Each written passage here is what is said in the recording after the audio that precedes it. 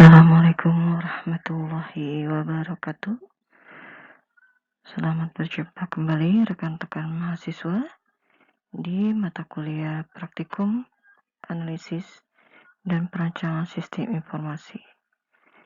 Di pertemuan ketujuh pada hari ini, kita akan membahas mengenai kamus data. Mari kita simak dan perhatikan pembelajaran serta studi kasus yang akan disampaikan di pertemuan ketujuh. Selamat menyaksikan.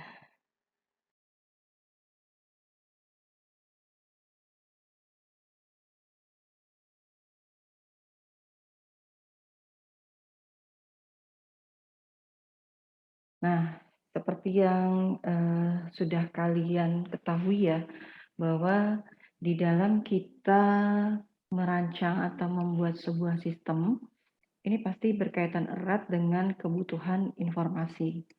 Ya, kalau kemarin kita sudah belajar atau membahas mengenai merancang salah satu model proses, ya. Kemarin kita sudah belajar bagaimana membuat sebuah data flow diagram, ya, dari yang paling besar adalah konteks diagram, ya. Kemudian kita masuk ke diagram 0 atau overview. Baik, rekan-rekan mahasiswa, kalau sebelumnya minggu kemarin kita sudah belajar mengenai data flow diagram, ya, kita belajar diagram konteks. Kemudian kita juga sudah belajar mengenai diagram 0 atau overview. Kemudian kita juga sudah belajar diagram rinci, ya, di mana di diagram 0 dan diagram rinci ini sudah muncul yang namanya simpanan data, ya. Nah, di simpanan data ini, ya, ini adalah berisi data yang akan menjadi sebuah tabel, ya, di dalam aplikasi yang kita bangun atau kita buat. Nah, untuk menjelaskannya nanti kita bisa mengacu gitu ya ke yang namanya sebuah kamus data ya untuk menjelaskan isi dari data tersebut. Nah, hari ini kita akan membahas mengenai kamus data ya. Jadi kalau kita lihat ya kamus data atau biasanya disebut sebagai data dictionary ini merupakan katalog ya tentang data dan kebutuhan informasi dari suatu sistem informasi. Nah, dengan kamus data, analisis sistem ini dapat mendefinisikan data yang mengalir di sistem dengan lengkap. Ya, jadi dia bisa memberikan informasi ya data apa saja yang ada dalam sistem. Nah, kamus data ini dibuat pada tahap analisis sistem. Ya. Jadi dia dibuat pada tahap analisa sistem ataupun di tahap melakukan perancangan sistem. Nah, manfaatnya apa? Kalau kemarin kita mungkin lihat ya di penggambaran DFD itu hanya deskripsi singkat.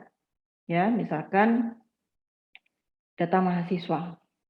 Nah, di dalam kamus data ini nanti akan menjelaskan secara detail ya kebutuhan-kebutuhan informasi apa saja yang harusnya ada di dalam data mahasiswa, misalkan seperti itu, ya.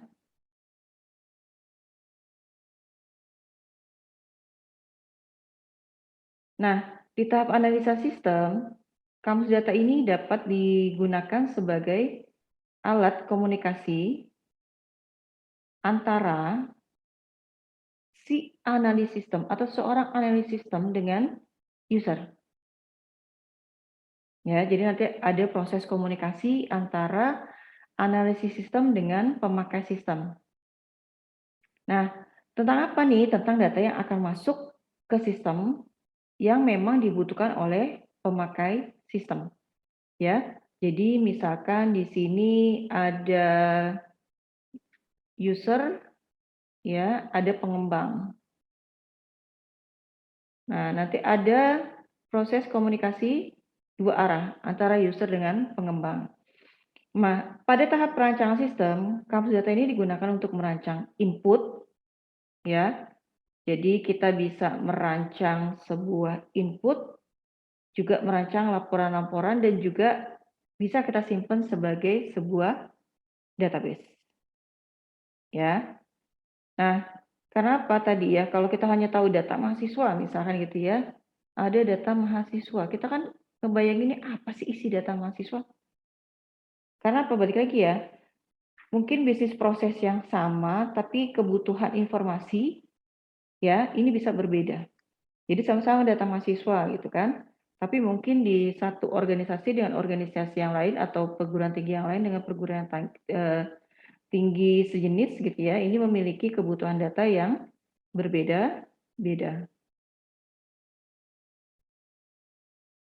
Nah, kemudian kamus data ini dibuat berdasarkan arus data yang ada di dalam diagram alir data.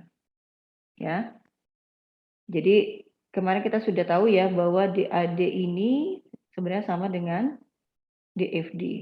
Ya, jadi kalau kita berbicara data flow diagram istilah asing, tapi kalau diagram arus data ini istilah Indonesia.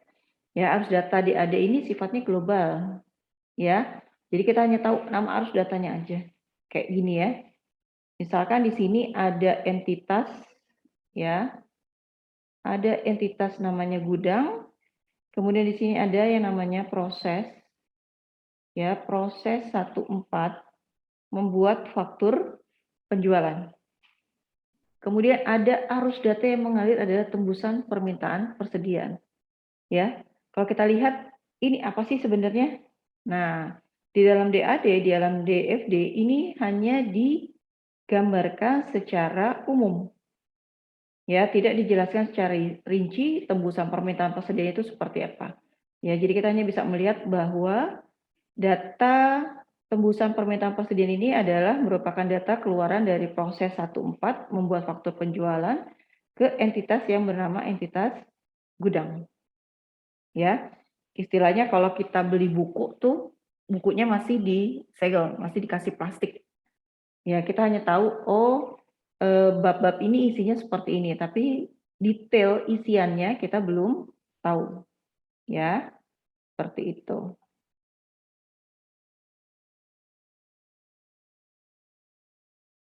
Nah, isi kamus data itu sebenarnya apa sih? Ya. Nah, kamus data ini harus dapat mencerminkan keterangan yang jelas tentang data yang dicatatnya. Ya. Nah, sehingga apa? Sehingga dia harus memuat hal-hal sebagai berikut. Nah, harus ada yang namanya nama dari arus data.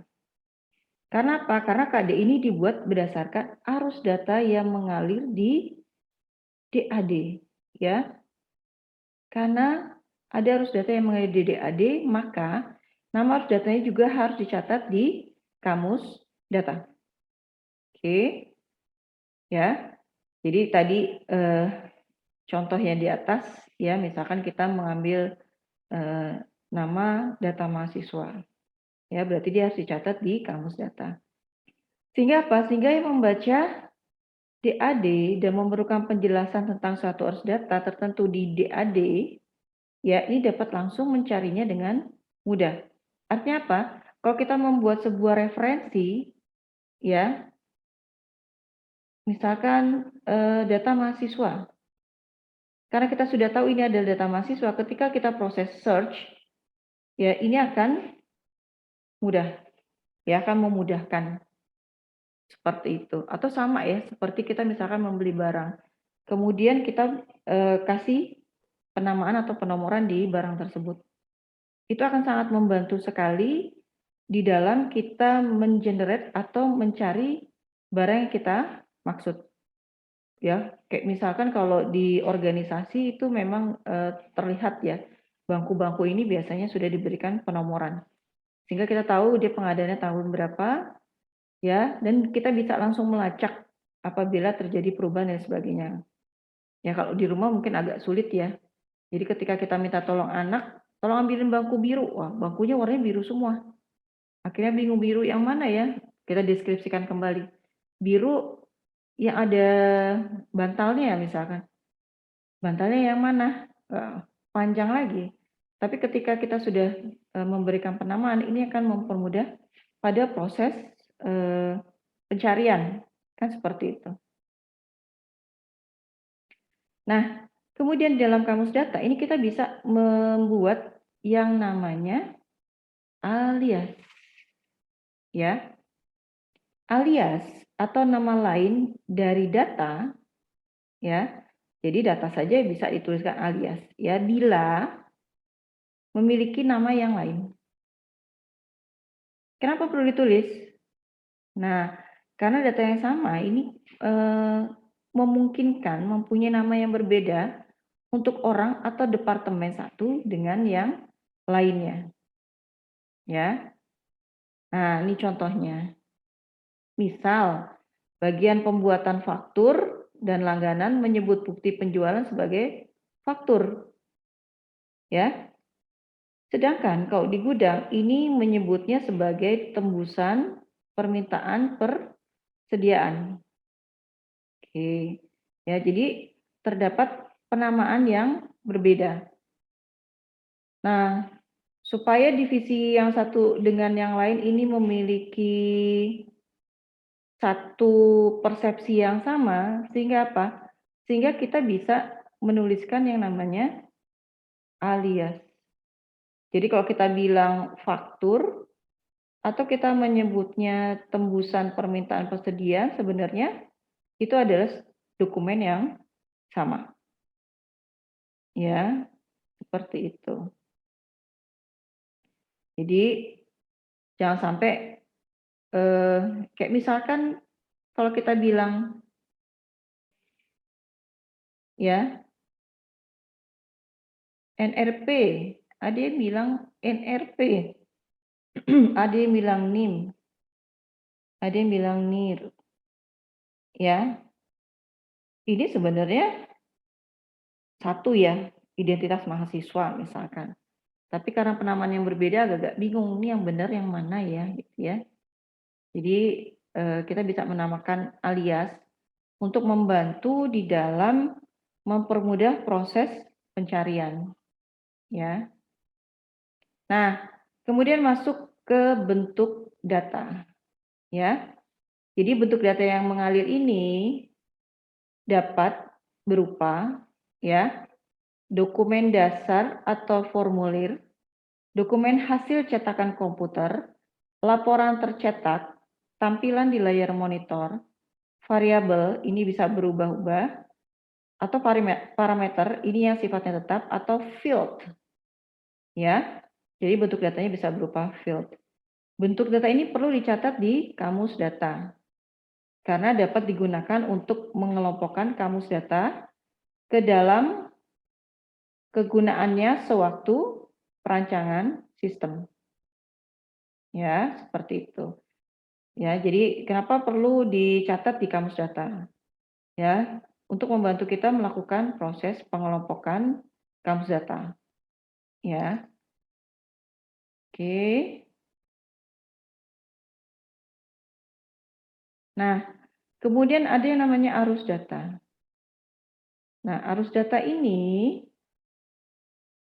ya menunjukkan dari mana data mengalir dan kemana data akan menuju. Keterangan arus data ini perlu dicatat di kamus data supaya memudahkan mencari arus data di dalam data diagram arus data atau di dalam DFD. Jadi tadi ya di dalam arus data kita bisa lihat dia menuju atau keluar dari proses. Ya. Kemudian kalau kita lihat ya, untuk arus data, misalkan gitu ya, arus data tembusan permintaan persediaan, maka dapat lebih dijelaskan sebagai tembusan dari faktur penjualan untuk meminta barang dari gudang. Nah, kalau kita lihat ya di sini, ini akan tergambar ya, data ini berasal dari mana, arahnya ke mana, atau mau dikirim ke entitas mana, ya. Jadi kalau di sini disebutkan ya, tembusan permintaan persediaan, ya, ini dari faktur penjualan untuk meminta barang dari gudang. Oh, berarti nanti minta datanya dari gudang, ya.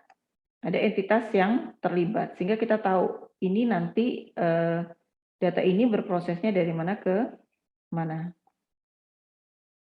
Nah, kemudian ada juga periode. Periode ini menunjukkan kapan terjadinya arus data, ya. Periode ini, ya, perlu dicatat di kamus data. Karena untuk apa? Untuk bisa melakukan identifikasi, ya. Periode ini ternyata penting ya. Karena apa? Kita akan bisa melihat kapan input data harus dimasukkan ke sistem. Kapan proses dari program harus dilakukan, dan kapan laporan harus dihasilkan. Atau sama ya, seperti kalian mengisi KRS, kan ada waktunya. Ya, misalkan ada 3 hari, ya dari tanggal berapa sampai dengan berapa, ya. Terus ada nilai, nilai juga ada periodenya. Misalkan 2 minggu setelah ujian, ya. Nah, ini perlunya periode waktu. Atau sama kayak kalian lagi ujian kan gitu ya, ujian dikasih waktu ya. UTS misalkan, ya. UTS 2 jam misalkan. Lebih dari itu akan kelihatan kalian telat. Atau bisa juga kalian tidak bisa upload kalau batasnya seperti itu. Ya kalau dia memang setelah 2 jam tidak bisa nerima. Tapi ada juga yang 2 jam masih nerima cuma terlihat kapan dia telat upload, ya. Ini fungsi dari kita membutuhkan periode di dalam kampus data. Nah, kemudian di sini ada juga volume, ya. Volume ini adalah rata-rata, ya, dan volume puncak dari arus data. Volume rata-rata menunjukkan banyaknya rata-rata arus data yang mengalir dalam satu periode tertentu, ya. Jadi banyaknya rata-rata dalam satu periode tertentu. Dan volume puncak ini menunjukkan volume yang terbanyak, ya. Jadi ada volume rata-rata dan juga puncak yang paling banyak. Nah, ini digunakan untuk apa gitu ya?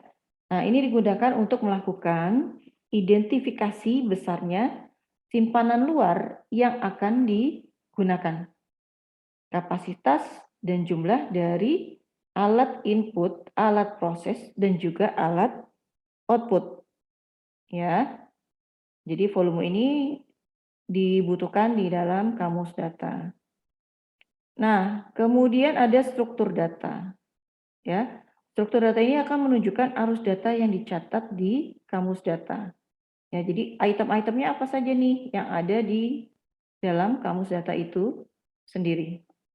Ya, jadi kalau kita membuat arus data, ini kita perlu struktur data. Ya, misalkan nama gitu kan, dia struktur datanya seperti apa, ya. Oke, nah ini misalkan contoh ya, ada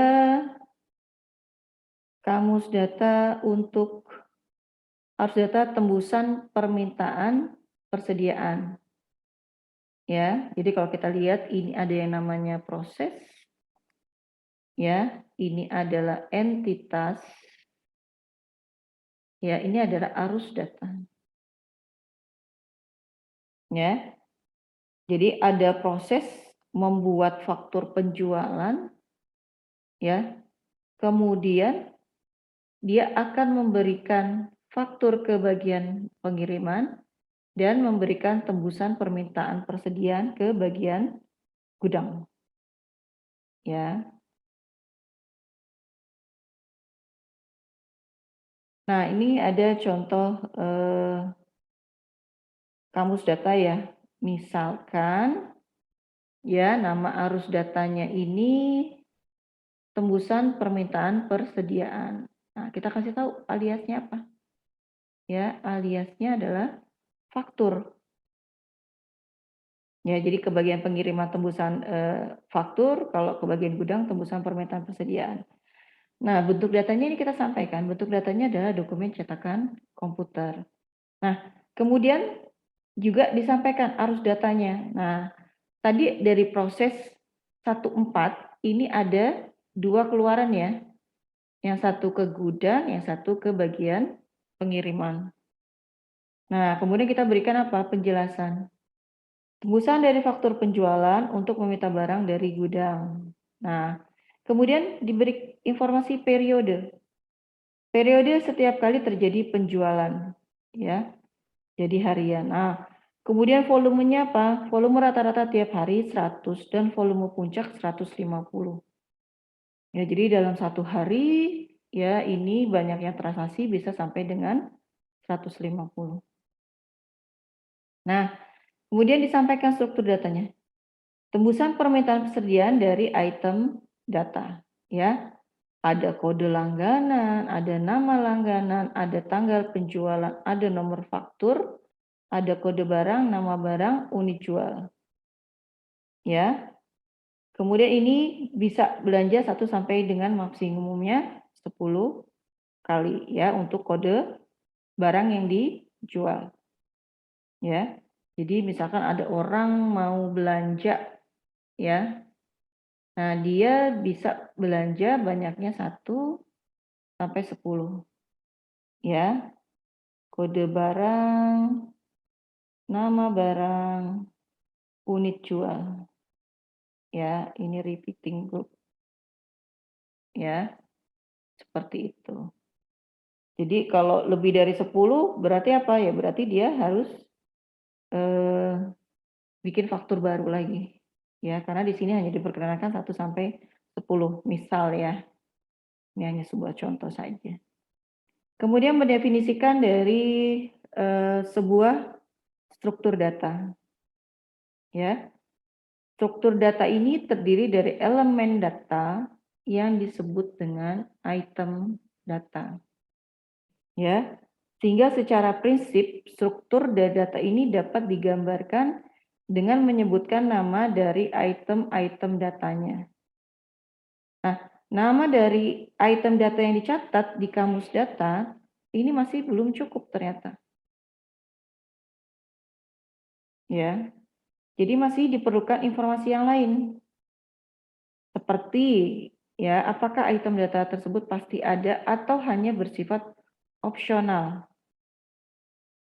Ya, dapat ada, dapat tidak ada. Misalkan seperti kalau kalian mau bayar itu kan boleh pakai cash atau boleh pakai kartu atau boleh pakai credit card, misalkan seperti itu.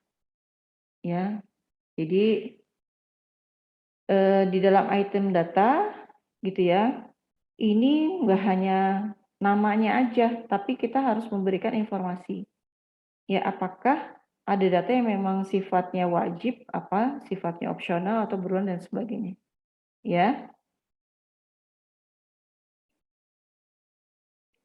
Nah, ini adalah contoh informasi tambahan ya, menggunakan notasi berikut ini. Ya. Oke. Nah, ada notasi sama dengan. Jadi di sini kalau kita lihat ya, ini hampir sama seperti kalau kita membuat logik atau matematika ya. Ya, ada notasi sama dengan. Artinya apa? Ini merepresentasikan terbentuk dari atau terdiri dari atau sama dengan. Ya. Jadi ini memiliki arti seperti ini. Kemudian notasi plus. Ini berarti N dan atau kita bisa bilang dalam struktur data tersebut field-fieldnya mengandung field A, field B, field C misalkan gitu ya. Ini menggunakan notasi plus. Kemudian ada buka siku, ya, buka dan tutup siku. Nah, kalau kalian ketemu notasi seperti ini representasinya adalah choice atau memilih salah satu. Ya. Nah, bila menemukan ini atau ini representasinya sama. Ya, choice. Nah, kemudian ada notasi M, ya, kurung kurawal, tutup, dan buka M. Nah, artinya apa? Jadi ini adalah iterasi atau perulangan. Mulai minimum M kali dan maksimum M kali. Ya. Ini yang misalkan di sini 0, di sini 12. Jadi ini yang terkecil, ini yang terbesar. Yang tadi kayak belanja, ya. Belanja itu tadi 0 sampai 10. Ya. Oke. Kemudian notasi seperti ini sifatnya adalah opsional. Dapat ada dan tidak ada. Nah, kalau kalian ketemu notasi seperti ini artinya adalah komentar. Ya, sama seperti kalau kita bikin program gitu ya, untuk membantu mempermudah pada proses recall knowledge ya, atau memudahkan dalam proses coding, biasanya kita bisa menambahkan komentar. Nah, di dalam kamus data di sini juga kita bisa menambahkan komentar yang ada ya.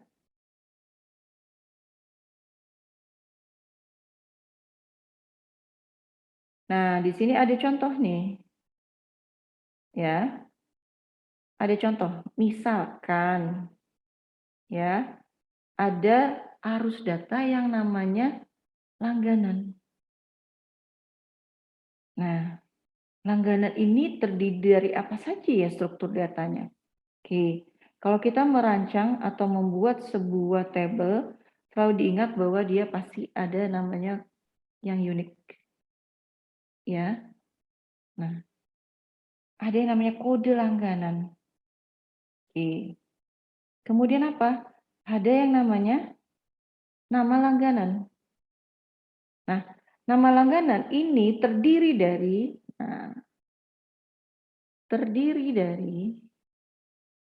ada nama, ada atau ya, ini boleh ada boleh tidak ya.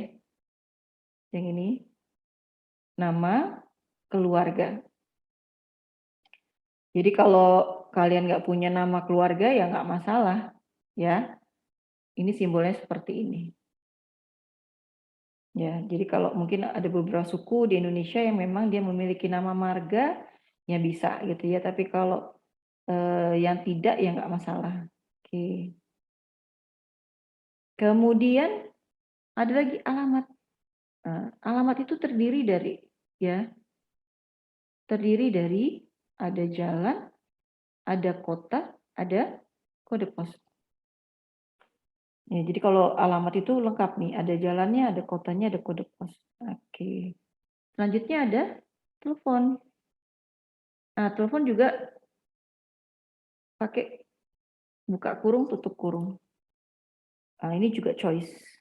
Ya, sorry. Ini pilihan, boleh ada, boleh tidak. Oke, kemudian ada seperti ini. Ya, notasi buka, tutup. Ada pengecer, ada grosir. Ya, kok seperti ini adalah choice. Tinggal pilih yang mana, mau pengecer atau grosir. Nah, kemudian ada batas kredit. Nah, ada notasi seperti ini. Tadi apa? Komentar. jumlah kredit maksimum, dan ada field jumlah utang. Ya, ini misalkan contoh kita membuat kamus data dan memberikan rincian informasi dari struktur data yang ada. Ya,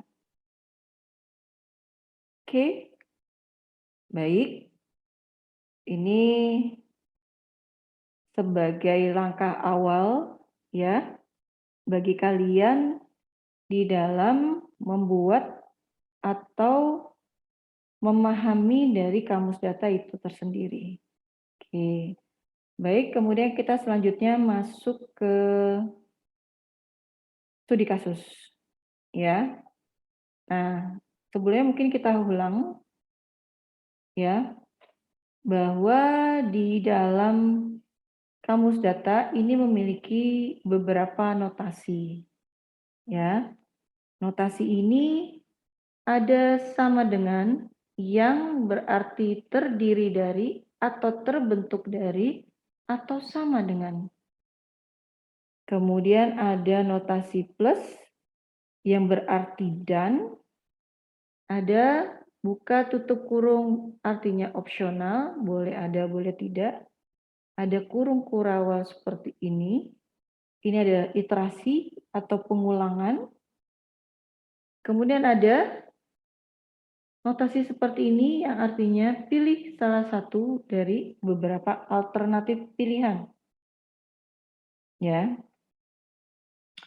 Nah, notasinya seperti ini ya. Misal A, B, C, D. Nah, kita tinggal pilih salah satu A, B, atau C, atau D. Kemudian ada simbol bintang. Ini artinya komentar. Kemudian ada add, ini identifier dari suatu data store, simpanan data. Nah, ini pemisah ya. Pemisah di dalam pilihan alternatif. Atau bisa juga adalah nama alias ya. Nama lain dari suatu data. Oke, setelah kita pahami notasi kamus data, kemudian kita lihat lagi contoh dari notasi itu sendiri. Ya. Nah, misalkan ya tadi ya, notasi sama dengan. Oke. Misalkan nama. Nama ini bisa terdiri dari nama depan dan nama belakang. Kalau contoh di kasus yang awal, ini nama belakangnya choice ya. Tapi kalau kondisi seperti ini berarti dia wajib. Misalkan Yuni Widias Iwi, wajib ada nama belakang. Ya, jadi kalau nggak punya nama belakang ya ditulis 2 kali Yuni misalkan gitu. Oke. Kemudian notasi seperti ini. Ya. Kurung buka dan kurung tutup. Nah, misalkan nama langganan. Nama langganan ini terdiri dari ada titel, ada nama depan, ada nama tengah, dan ada nama belakang. Tapi kita lihat lagi, titel ini adalah boleh ada, boleh tidak. Ya, jadi kalau nggak ada titelnya ya nggak masalah, nggak punya nama tengah ya nggak masalah. Ya. Nah,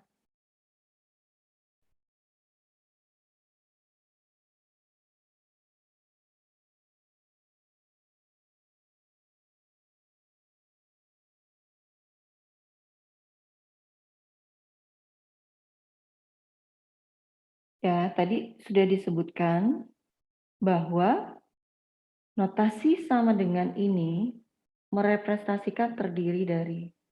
Ya, jadi apabila ada misalkan struktur data atau field nama, ada nama depan plus nama belakang, berarti nama ini terdiri dari nama depan dan juga nama belakang. Ya. Kemudian ada notasi buka kurung dan tutup kurung, misalkan nama langganan. Ya. Ada field title, nama depan, nama tengah, nama belakang. Nah, kemudian kita perhatikan kembali, ternyata ada notasi di sini, di titel dan di nama tengah. Ya, menggunakan notasi seperti ini berarti boleh ada, boleh tidak. Ya, seperti itu. Nah, kemudian ada notasi kurung kurawal seperti ini. Order sama dengan customer name, shipping address, satu item 10. Artinya apa? Minimal 1, maksimal 10. Ya, jadi order untuk satu customer name ini hanya boleh dari 1 sampai 10 saja. Ya, seperti itu.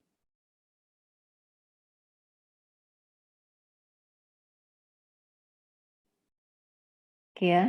Jadi kalau ini adalah iterasi. Ya, bisa ditentukan orang belanja itu paling banyak berapa maksimumnya. Ya, jadi ini kita bisa tentukan di awal. Sama kayak sekarang misalkan orang beli minyak ya, ada yang hanya boleh beli 2 saja, ya. Terlebih itu dia langsung, nggak bisa gitu ya, sudah ada pembatasan misalkan. Nah, kemudian ada notasi seperti ini, ya. Jenis kelamin misalkan gitu ya, ada pria, ada wanita. Nah, kalau ini berarti choice, ya, silakan pilih salah satu. Kemudian ada juga notasi bintang. Artinya apa tadi? Ini adalah komentar. Misalkan pajak rate sama dengan, nah ini adalah komentar nih. Ya, dari sini ke sini adalah komentar. Pajak yang berlaku ditentukan oleh pemerintah. Ya, kalau di Indonesia misalkan pajaknya 5%, ada lagi yang 10%. Nah, itu sesuai atau mengacu ke undang-undang saja. Atau bisa juga notasi alias. Ya, client alias customer. Oh, berarti kalau ketemu klien, ya itu berarti data customer juga. Atau ketemu customer berarti dia adalah data klien, ya. Karena alias. Alias itu istilahnya nama lain ya. Kayak kita aja banyak ya mungkin kalau di rumah Joni gitu ya. Kalau di sekolah dipanggilnya Jojon gitu kan. Jadi banyak anak-anak yang memang memiliki nama alias atau nama-nama makanan gitu kan. Di satu daerah dengan daerah yang lain memiliki penyebutan yang berbeda-beda. Oke, kemudian kita masuk ke latihan notasi kamus data ya. Jadi di sini contoh misalkan ada order slip. Ya. Nah, jadi representasinya itu kita bisa lihat ya. Ketika kita membuat kamus data, kita cari nih dokumennya. Misalkan ini ada dokumennya namanya order slip. Ya, ini ada field-fieldnya, ada nomor, nama, alamat, ya, tanggal order untuk dikirimkan, alamat pengiriman. Nah, ini dibagi nih. Ini adalah top header, di sini adalah footer. Ini adalah isinya. Ya, ada top header, ada isinya, ada footer. Ya. Ada nomor, ada nama barang, nomor barang, jumlah barang, harga satuan, jumlah, totalnya, diskon, pajak, total. Nah, ini ada keterangan. Ya, ini ada di order slip. Ya. Nah, dari dokumen ini, ya, ini order slip ini dokumen ya. Dokumen. Dari dokumen ini kemudian kita akan coba membuat kamus datanya. Nah, ini adalah notasi kamus data dari dokumen order slip. Di order slip ini kita bagi ya. Jadi order slip ini kita bagi jadi top isi dan juga footer. Ini hanya keterangan aja ya, slip order valid. Oke. Kemudian dari masing-masing pembagian ini baru kita perjelas satu-satu. Kalau mau langsung boleh ya, tapi kalau untuk membantu mempermudah ini kita bisa bagi jadi 3. Nah, kita bagi top header berisi nomor, nama pelanggan, alamat, tanggal order untuk dikirimkan, dan alamat pengiriman. Oke, ini adalah top header dari dokumen yang di atas. Oke, dari sini ini kita bisa perjelas lagi nomor. Nah, ini kasih keterangan aja supaya kita nggak lupa. Oh, nomor ini ternyata ada pembatasan. Nomor order terdiri dari 8 digit. Nah, sama kayak kalian punya NIM. NIM kalian itu ada 10, ya. Ada 10 digit. Jadi untuk membantu meringankan istilah gitu ya beban programmer ya. Akhirnya ditulis seperti ini. Oh, nomor order terdiri dari 8 digit, ya. Nah, kemudian nama pelanggan ini juga kita detailkan lagi. Nama pelanggan terdiri dari titel, nama depan, dan juga nama pelanggan. Ya. Nah, titel ini choice ya. Bukan choice sih, boleh nggak ada gitu ya, bukan choice. Pilihan. Ya. Nah, jadi ini tadi ya. Kalau kita lihat kita sudah mendefinisikan yang di sini nih, top header. Ya, dari order slip. Nomor tadi 8 digit, ya, nama pelanggan ada, boleh ada titelnya, ya. Ini kita sudah bisa mendefinisikan struktur data untuk order slip. Kemudian berarti apa? Kita tinggal membuat yang isinya dan juga yang di footernya. Oke, kita lihat lagi ya. Nah, ini adalah notasi kamus data yang ada di isi, ya, yang di tengah-tengah tadi. Nah, ternyata isinya adalah repeating group atau iterasi. Iterasinya dari berapa? Nah, di sini ditentukan nih, minimumnya 1, maksimumnya 25. Jadi slip order itu hanya berisi 1 sampai 25 item barang. Ya, isinya apa? Nah, ini yang berulang ya. Ini berarti berulang yang seperti ini, repeating. Isinya ada nomor, nama barang, nomor barang, jumlah barang, harga satuan, dan jumlah. Ya. Jadi di dalam isi ini terdiri dari repeating group. Ya. Repeating group itu yang ada di dalam kurung kurawal buka dan kurung kurawal tutup. Ya. Dengan ketentuan maksimum minimal 1, maksimumnya 25. Total ini adalah banyaknya yang dibeli, banyaknya barang harga yang dibeli. Nah, kemudian ada nomor. Ini di sini ini sebenarnya penjelasan dari yang di sini, ya. Nomor adalah nomor unit dari barang yang diorder. Ini juga adalah sebuah komentar. Kemudian nama barang. Nah, maksimum 10 macam setiap order formulir. Ini juga adalah sebuah komentar. Ya, supaya apa? Supaya nanti pas saat melakukan pengkodean atau coding program, ini tidak terjadi permasalahan. Ya, sehingga kita bisa menulis nama barang adalah maksimum 10 macam untuk setiap order formulir. Ya, oh ternyata nama barangnya maksimumnya hanya boleh 10 macam. Tapi gitu ya, belanjanya ini bisa sampai dengan 25 barang. Artinya apa? Dia mungkin bisa beli misalkan kecap sampai 10. Tapi setelah 10 nggak bisa beli lagi karena maksimum hanya 10 macam setiap order formulir misalkan, gitu ya. Kecap A, kecap B, kecap C, kecap D, sampai kecap yang ke-10 misalkan seperti itu. Ya, ini notasi kamus data yang ada di isi. Ya, yang ada repeating grupnya. Nah, ini masih penjelasan yang ada di isi. Ya.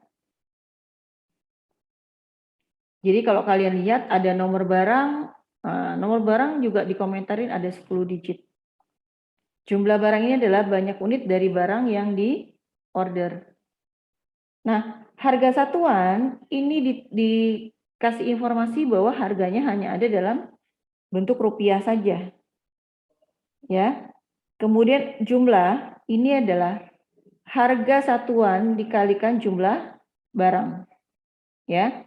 Jadi harga dikali jumlah barang.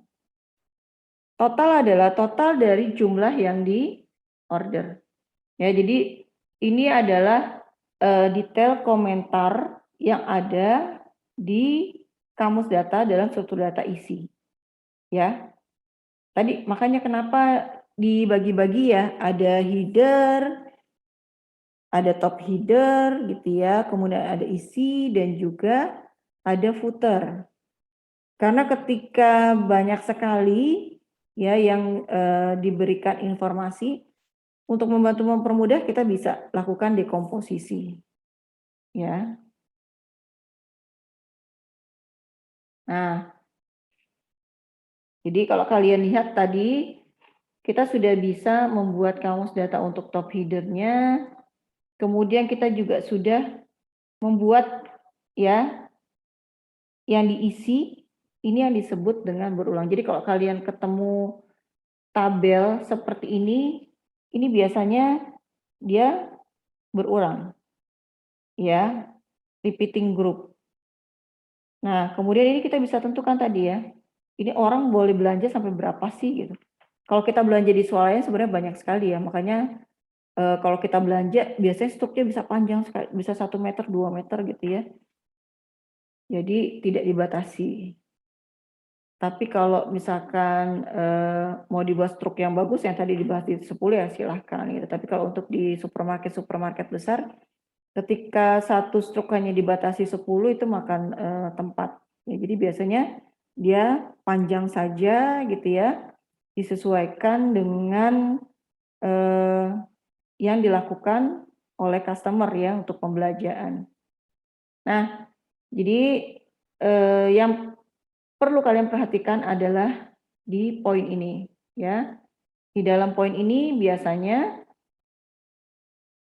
itu adalah berulang. Nah, berarti apa? Berarti kita hanya tinggal membuat struktur data untuk yang di footer ya. Ada diskon, pajak, total akhir dan di Jakarta. Oke. Nah, ini adalah kamus data dari slip order untuk yang divisi atau bagian terakhir ya, yang di footer. Nah, footer ternyata terdiri dari total, diskon, pajak, dan total akhir. Kemudian apa? Dari sini diberi penjelasan lagi, diskon ini apa sih? Nah, ini adalah komentar ya. Jumlah potongan untuk pembeli ya lebih dari 3 macam. Oh, kalau beli lebih dari 3 macam ternyata baru dapat diskon. Ya. Tapi kalau nggak lebih dari 3 ya berarti dia tidak dapat diskon. Ini untuk memberi penekanan. Jadi ketika nanti apa namanya bikin program beli item barang 3 baru dapat diskon. Sama ya kayak misalkan di Alfamart, Indomaret, kita kalau belanja misalkan di atas 100.000 ya dapat potongan pembelian. Kemudian juga pajak.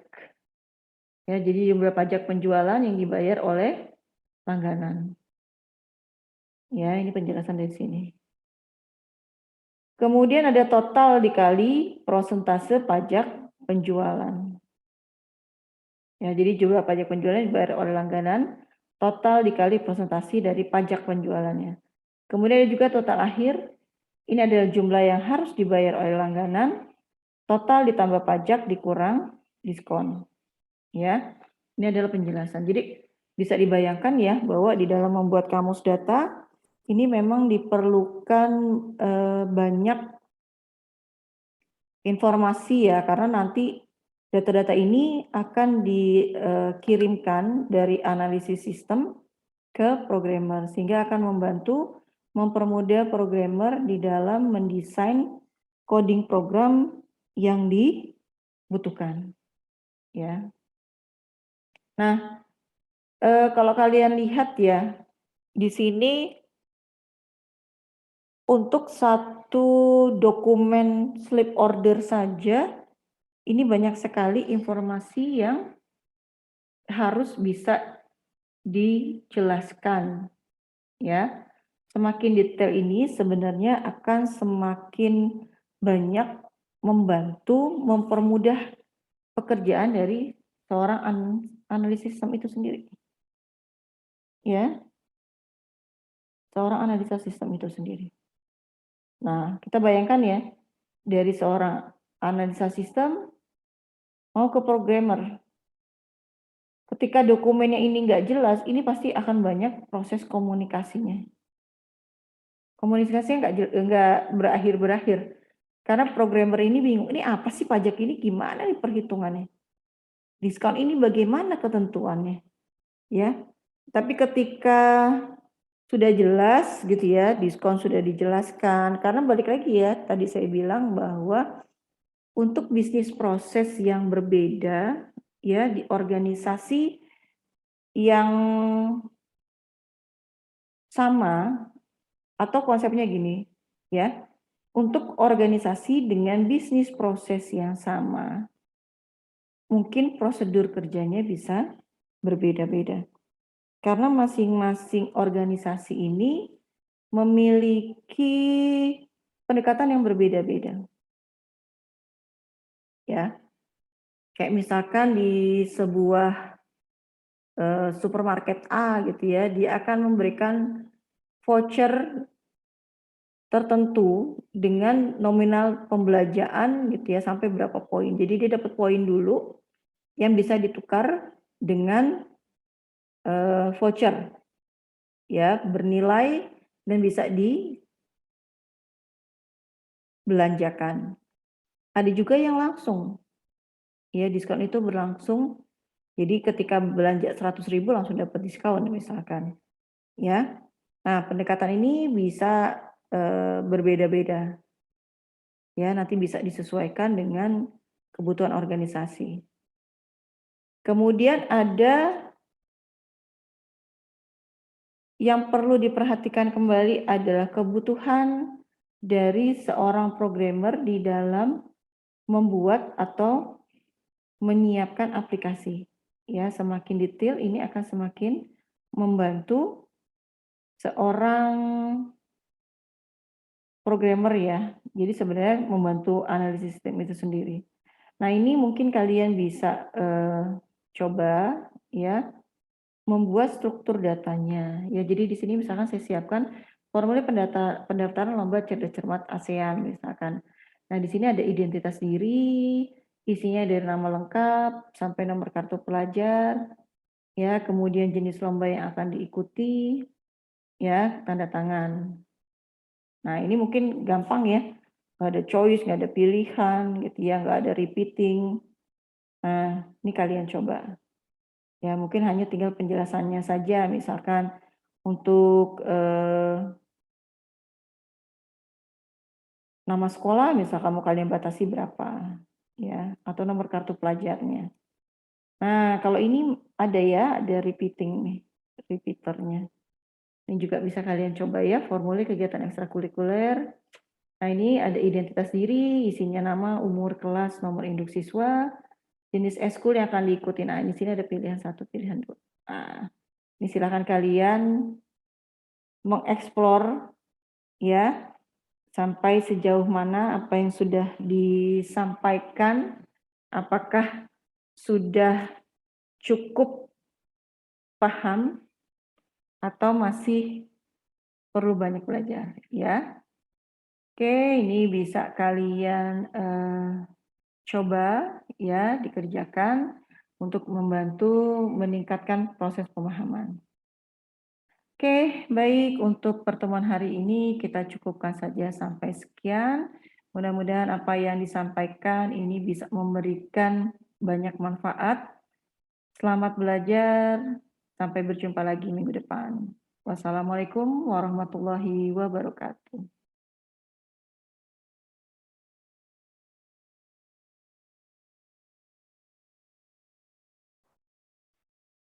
Baik, rekan-rekan mahasiswa kita masuk ke kesimpulan ya. Tadi sudah dijabarkan materi mengenai kamus data ya. Jadi di sini disampaikan bahwa kamus data itu bisa disebut sebagai data dictionary ya. Jadi kalau kalian menemukan simbolisasi atau penulisan menggunakan KD atau DD ini sebenarnya sama saja istilahnya ya. Jadi dia adalah berisi katalog fakta tentang data dan juga kebutuhan informasi dari suatu sistem informasi. Nah, kalau dilihat dengan adanya kamus data, ini seorang analis sistem dapat mendefinisikan data yang mengalir di sistem dengan secara lengkap. Jadi tadi kita sudah lihat bahwa di dalam DFD ini sifatnya global ya. Jadi detailnya ini masih belum ada. Nah, nanti akan diperjelas di penulisan kamus data. Nah, kamus data ini dibuat di tahap analisis sistem. Tapi juga digunakan pada tahap perancangan sistem. Ya, jadi di dalam kamus data ini digunakan di tahap analisis sistem maupun di perancangan sistem. Jadi nanti ketika kita mau merancang sebuah sistem atau aplikasi, seorang analisis sistem ya, seorang analis sistem ini akan berkomunikasi dua arah dengan programmer ya. Nah, inilah yang nanti akan membantu kedua belah pihak ya, baik seorang analis sistem maupun seorang programmer di dalam menginformasikan kebutuhan sesuai requirement-nya apa saja. Ya, jadi semakin detail sebenarnya seorang analis sistem ini pekerjaan menjadi lebih mudah ya. Kalau tidak detail ini seorang programmernya bisa bertanya terus, ini butuhnya apa sih gitu ya. Kebutuhan datanya seperti ini dan harus disiapkan oleh si analis sistem. Ya, jadi tadi kita sudah tahu bahwa di DFD ya, ini kebutuhan datanya ini sifatnya hanya global saja. Jadi harus diperjelas di tahapan pembuatan kamus data. Nah, kemudian ini adalah isi dari kamus data ya. Jadi kalau kita lihat ada arus data ya. Jadi arus data ini harus ditacap di kamus data. Kemudian ada juga alias ya. Di alias ini adalah nama lain dari data ya. Jadi alias ini perlu ditulis karena data yang sama mempunyai nama yang berbeda untuk orang atau departemen yang satu dengan yang lainnya. Kemudian tipe data ya. Jadi tipe data ini dapat mengalir dari proses ke proses lain. Nah, biasanya apa? Dalam bentuk laporan serta dokumen hasil cetakan komputer. Yang keempat adalah arus data. Ini menunjukkan data mengalir dari mana dan kemana ya. Jadi menuju kemana datanya. Walaupun di dalam penggambaran DFD yang tadi disampaikan ya dari proses ke entitas, dari entitas ke proses ini sudah terlihat. Tapi ini harus disampaikan. Nah, kemudian isi kampus data yang kelima ini adalah struktur data. Ya, jadi struktur data ini menunjukkan arus data yang dicatat pada kamus data, ya, yang terdiri dari item-item atau sebuah elemen data, ya. Nah, kemudian ada volume. Volume ini diperlukan ya, karena kita harus mengetahui volume rata-rata dan juga volume puncak untuk melihat seberapa besar kebutuhan dari simpanan data. Nah, kemudian periode. Periode ini dibutuhkan untuk melihat kapan terjadinya arus data, kemudian perlu dicatat di kamus data karena dapat digunakan untuk mengidentifikasi kapan input data dapat dimasukkan dan kapan program harus dilakukan. Serta laporan-laporan ini harus dihasilkan kapan ya, jadi bisa memprediksi penyelesaian waktu. Sama kayak kalian misalkan melakukan pengisian KRS sudah ada waktunya gitu ya di awal periode, kemudian membayar UKT ada juga di awal periode, sehingga penumpukan pekerjaan ini bisa diperhatikan dengan baik ya. Kemudian kayak pengisian nilai dan sebagainya ini juga sudah ditentukan waktunya ya, ada UTS maupun UAS. Kemudian ada penjelasan ya, ini bisa kita masukkan sebagai keterangan ya. Di penjelasan ini bisa memperjelas makna dari arus data yang harus dicatat di kamus data. Ya, yang tadi misalkan NIM 10 digit gitu ya. Kemudian misalkan untuk semester ini menggunakan kata ya, itu juga harus disampaikan dengan baik ya, dan diberi penjelasan. Nah, yang terakhir adalah notasi. Ini yang harus diperhatikan dengan sangat baik. Karena di notasi ini adalah dasar dari kita ketika kita mau merancang atau membuat kamus data, ya. Kalau kita perhatikan di sini ada 9 notasi yang biasa kita gunakan ya. Notasi sama dengan, notasi plus, kurung buka, kurung kurawal, kemudian kurung kotak, komentar, add, pemisah, dan alias. Ya.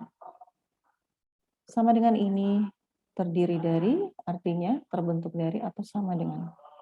Ya. Plus ini berarti dan, kurung buka kurung tutup artinya opsional. Kurung kurawal ini adalah iterasi atau pengulangan. Ya, biasanya dibentuk dalam bentuk table. Ya. Representasinya dalam bentuk table. Jadi kalau kalian lihat ada table berulang, nah ini pasti pakai iterasi seperti ini. Ya, jadi bisa langsung diidentifikasi bahwa ini adalah iterasi. Iterasi juga bisa kita tentukan dari nilai minimal sampai dengan nilai maksimal. Ya, ini juga tergantung dari kebutuhan organisasi. Ya, kemudian ada kotak kurung ini adalah choice ya. Jadi kita pilih salah satu dari beberapa alternatif pilihan. Ya. Kalau di sini misalkan contohnya ada ABCD, berarti kita silakan pilih A kah, C kah, D kah, atau B. Bintang ini adalah komentar. Ya, komentar ini sebenarnya membantu sekali ya di dalam kita mendeskripsikan atau mendefinisikan dari sebuah data. Add ini adalah sebuah identifier dari simpanan data. Kemudian ada pemisah dalam bentuk pilihan yang tadi ya, dan yang terakhir ada alias.